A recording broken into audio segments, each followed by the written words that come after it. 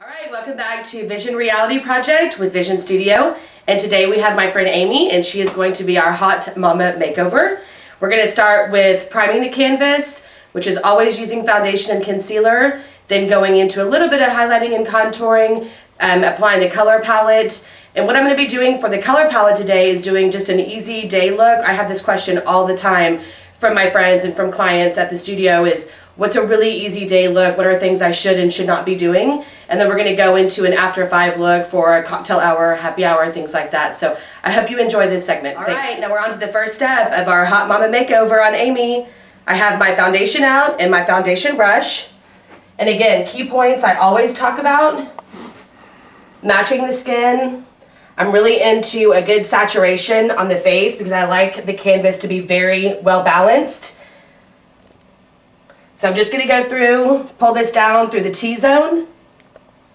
T-zone being right here. Because I really want to blanket out all the discoloration areas in Amy's skin and make it just one nice canvas. All right, we are now moving on to our next step in our canvas priming arena, which is putting in concealer. I'm always using a spatula, scraping out the concealer just to keep the cleanliness going. Look up, Amy. And as you can see, really penetrating all this color right underneath the eye. I think this is where most people really do a wrong application of concealer. And I always teach in our academy, concealer really is about not only concealing the blue violet underneath the eye, but really starting to highlight the high planes of the cheeks. It really has a duality in purpose. So when you start to really understand the beauty of concealer, it'll really start to work for you in so many different ways. And this is, when asked, everyone's like, what's your can't live without piece of makeup? Mine's always concealer. If anyone knows me, I'm always talking about really good foundation and really good concealer work. Go down the sides of the nose, just along the bridge of the nose, right up here to highlight at the center area between the eyebrows. And again, really patting and pressing right underneath the eye and then right around this C shape. I also talked about that in our more mature makeover. This is really goes for every type of makeover that you do on a client or on yourself. Over the ball of the eye to start priming it to accept the eyeshadow that we put on. Okay, look up. And then I always go under with my finger just to warm up the product and make sure it gets right underneath the eye.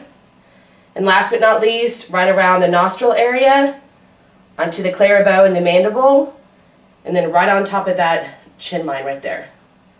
All right, now moving on, I'm going to talk a little bit about highlighting and contouring, which is another really big step in a great makeup application. And I'm using our Congo bronzer. And the reason why is because most people take a bronzer and fluff it all across the face, and it really makes the skin start to look dirty. So I always try to educate clients or our customers about really defining the high planes and the low planes of the face when it comes to highlighting and contouring.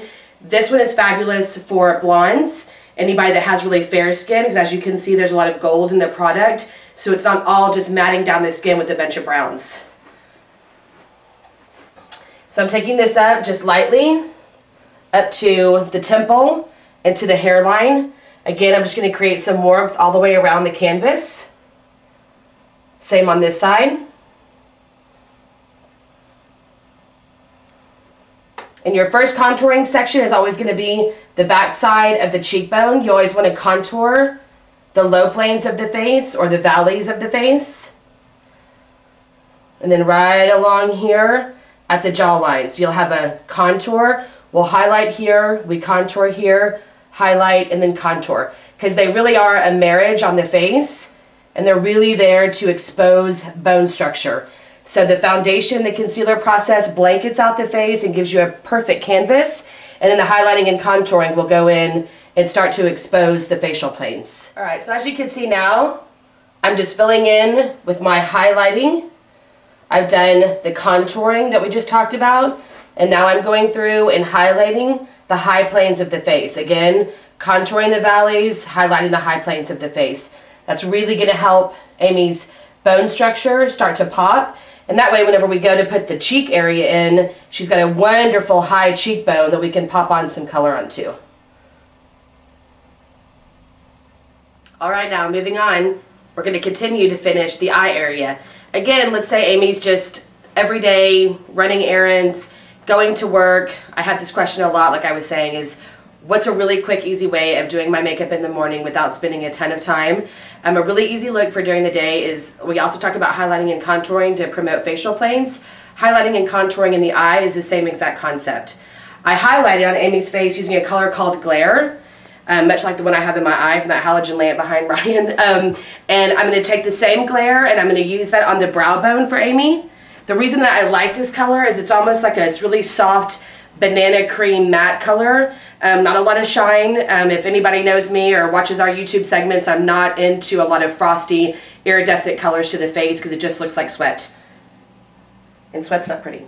So, okay. So I'm going to go on to just the brow bone. Because again, what this is going to do in highlighting, like we talked about in the facial planes, is widening the eye this way and this way so the eye looks larger. Because a lot of people really just like to wear a quick gloss during the day, so they're not really promoting a lot of color saturation in this region of the face. So what I always tell everybody is make sure that you really play up the eyes. And you could do that, you know, just as simple as you want to. So again, just popping that Glare color right onto the brow bone. Again, making it larger this way and longer this way. And I always bring it right here into the corners of the eyes. Again, because I want to create some light and some openness through Amy's eyes because she's got a really pretty green eye. And what that banana cream color is going to do is to promote the gold in her green eyes and really make them pop open. And as you can see, I just put a little bit of brown liner just around the eyes just to create some framework. Now, moving on. Again, we're only using a couple colors on the eyes. Close them.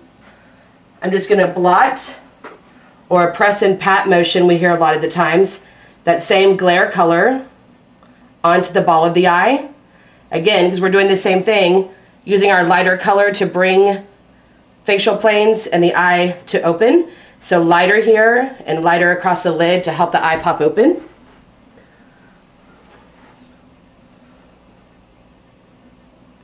And just matching it on the other side. As you can see, I don't have to do a lot of brow work on Amy. She's got really nice brows. And for being kind of a dirty blonde, she's got a lot of strength and color in her brows. So we're not going to put any color on those at all. Not for the day look or the night look. All right, now as promised, we're moving on. We've done a little bit of highlighting in the eye area to open up Amy's eyes because she's got a lot of gold in her green eyes. So using that banana cream color really helped to promote it. We're also now going to be using our neutral brown palette from our cosmetics line. And I'm just taking this toasty bagel brown color and popping it into the crease section to create a little bit of contour in Amy's eye. Because again, when we have the highlight, the contour, and the highlight, that's really going to help open up Amy's eye. And again, soft colors for a very easy day wear.